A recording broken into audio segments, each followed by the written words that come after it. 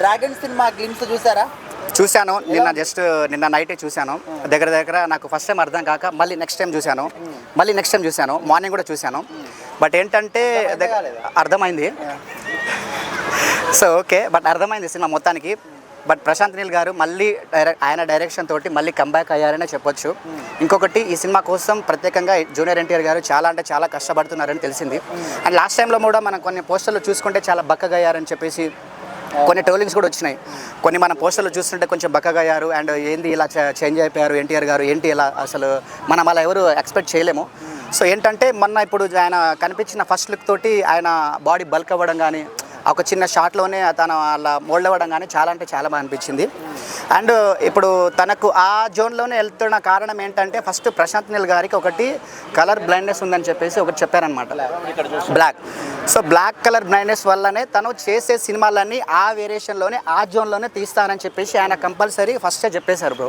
అంటే ఇప్పుడు ఎన్టీఆర్ గారి లుక్స్ కానీ ఆ స్టోరీ లైన్ కానీ అంతా కూడా సలార్ కేజీఎఫ్ లెక్కనే ఉంది, ఏం మారలేదు, ఏం లేదు అంటున్నారు. అంటే ఇప్పుడు ఆయన తీసుకున్న జోన్ ఒక వెరైటీ జోన్లోనే తీసుకొని చేద్దాము అని చెప్పేసి ఆయన అంటే కంప్లీట్గా ఇప్పుడు మళ్ళీ కలర్ఫుల్గా చేసే మళ్ళీ కొంచెం అలా చేసే అంటే ఆయన కంప్లీట్గా ఆ జోన్లోనే తీద్దాము, ఆ జోన్లో అయితే నాకు సెట్ అవుతుంది అని చెప్పేసి మళ్ళీ కేజీఎఫ్ సలారు కొంచెం మిక్స్ అవ్వడం కానీ, జనాలు కూడా ప్రశాంత్ నీల్ అంటేనే కంప్లీట్గా ఆ బొగ్గు గనులు కానీ ఆ చిన్న ఫీల్డ్లోనే తీద్దామని చెప్పేసి సెట్ అయితే అందులో చేస్తే జనాలు దాన్ని తీసుకోలేదు కదా, చూస్తుందే మళ్ళీ చూస్తామని అంటారు. లేదు అలా ఏం లేదు. బట్ ఏదైనా సరే స్టోరీ అనేది చేంజెస్ ఉంటుంది కదా, సో అదే స్టోరీ దీంట్లో ఉండాలి అని ఏం లేదు. కంపల్సరీ ఆ వేరియేషన్లో మనకు అనిపించినా కూడా స్టోరీ అనేది కంప్లీట్గా డిఫరెంట్ ఉంటుంది. మీరు ఇప్పుడు చూసారు, ఇప్పుడు ఫస్ట్లో ఏంది సోలార్ అనేది ఏంది, ఒక చిన్న రాజ్యం గురించి కానీ అలాగే ఒక ఫ్రెండ్షిప్ గురించి కానీ అలా ఉంది.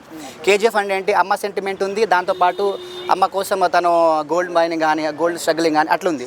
సో దీంట్లో ఏంటంటే మళ్ళీ కొంచెం కంబ్యాక్, మళ్ళీ హిస్టరికల్గా వెళ్ళారు. సో అట్లా డిఫరెంట్గా చేంజెస్ స్టోరీస్ ఉంటుంది. మనం చూసే దాన్ని బట్టి మనకు అర్థమైన దాన్ని బట్టి ఉంటుంది. కానీ రెండు కలిపి మిక్సీలో చేశాడు లేదు అది మీరు పోస్టర్లో చూస్తే అక్కడ మనకి KGF chapter 1, KGF chapter 2, then next Salaar chapter 1 అని చెప్పేసి ఒక చిన్న పోస్టర్ కనిపించింది మీకు. అంటే దీంట్లో యాడ్ అవుతారా మిక్స్ చేశారా అని అనిపించిందేమో, బట్ డైరెక్టర్ ఆఫ్ అని చెప్పేసి కింద పేరు రాశారు. అంటే అలా మీరు తీసుకోవాలి తప్ప దీంట్లో ఏం లేదు, దీని స్టోరీ దీనిదే, వాళ్ళ దాని స్టోరీ దానిదే. సో ప్రశాంత్ నీల్ గారు ఏంటంటే తనకి ఆ colour blindness, black colour brightness వల్ల సో తను ఎంచుకునే సినిమాలు కంప్లీట్గా ఒక డిఫరెంట్ స్క్రీన్ ప్లే చూపించాలి, ఒక డిఫరెంట్ ఆడియన్స్ని మనం ఒక మైండ్లో ఫిక్స్ అయిపోవాలనే కాన్సెప్ట్ తోటే తీస్తున్నారని నేను అనుకోవచ్చు. స్టార్డమ్కి ఈ సినిమా సరిపోదు అనే వాళ్ళు కూడా ఉన్నారు. లేదు అలా ఏం లేదు. మనకి ఏంటంటే ఇప్పుడు దేవర కూడా చూసాము, దేవర కూడా మనం ఫస్ట్లో చూసినప్పుడు మనకు డిఫరెంట్ లానే అనిపించింది. బట్ ఏంటంటే ఎన్టీఆర్ గారి స్టార్డమ్కి ఏంటంటే ఇప్పుడు ఆయన కూడా కొంచెం అప్డేట్లో తీయాలి. ఇప్పుడు ఏంటంటే ఆయన పెద్ద డైరెక్టర్లు తీసాడు, ఆల్మోస్ట్ రాజమౌళి గారు కూడా తీశారు. సో మళ్ళీ అంటే ఇప్పుడు తీసే ఫామ్లో ఉన్న డైరెక్టర్ ఏంటంటే ప్రశాంత్ నీల్ గారే. సో ఆయన తీసుకునే స్టోరీలో ఎలా ఉన్నా సరే, ఎందుకంటే ఇప్పుడు ఆయన ఆలోచించకుండా అయితే తీయరు కదా. సో నెక్స్ట్ లెవెలే తీయాలి అని ఎవరైనా అనుకుంటారు ఒక స్టార్డమ్ యాక్టర్ అన్నాక. సో ఆయనతో ప్రయత్నించడం కానీ అది అలా తీసుకోవడం కానీ నేనైతే యాక్సెప్టబుల్గా అనుకుంటున్నాను. మంచి కంబ్యాక్ అంటే ఓవరాల్గా మంచి కంబ్యాకే, ఇది కంబ్యాకే అవుతుందని నేను ఎక్స్పెక్ట్ చేస్తున్నాను. దేవరలో పొట్టిగా చూపించారు, ఇందులో బక్కగా చూపించారు అని చెప్పి ట్రోల్ చేస్తున్నారు మీరేమో. అదే సో ఏదైనా సరే సినిమాకి ఇప్పుడు చేంజెస్ వెరైటీస్ అనేది ఉండాలి బ్రో. ఇప్పుడు ఒకటే లుక్, ఒకటే బాడీ, ఒకటే బొంగు అనుకుంటే ఏమంటారు. ఇప్పుడు అశోక్ సినిమాలో ఒకలా ఉంటాడు, తర్వాత రబాసా సినిమాకి ఒకలా చేంజ్ అయ్యారు, మళ్ళీ నెక్స్ట్ మళ్ళీ టెంపర్ సినిమాకి ఒకలా చేంజ్ అయ్యారు, మళ్ళీ దీనికి ఒకలా.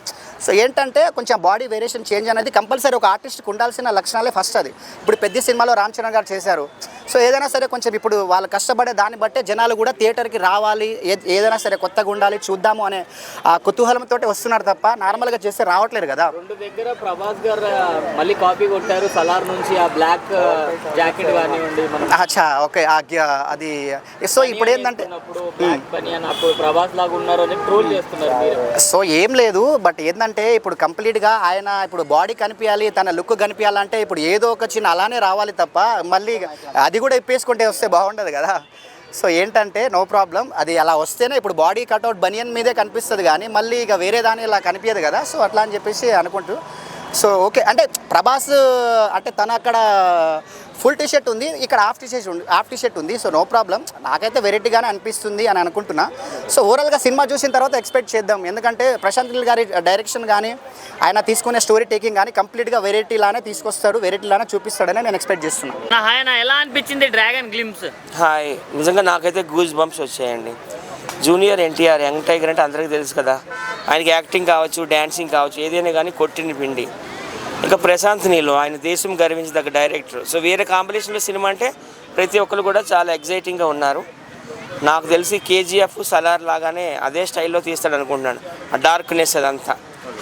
సో నేనైతే వెయిట్ చేస్తున్నాను. ఈరోజు junior NTR young tiger birthday కూడాను. Happy birthday to you young tiger. అంటే లుక్స్ ఎలా అనిపించాయి అన్న గ్లిమ్స్లో? బాగుంది, కథకు తగ్గట్టుగా డిజైన్ చేశారు అదంతా కూడాను. నేనైతే వెయిట్ చేస్తున్నాను ఆ సినిమా కోసం.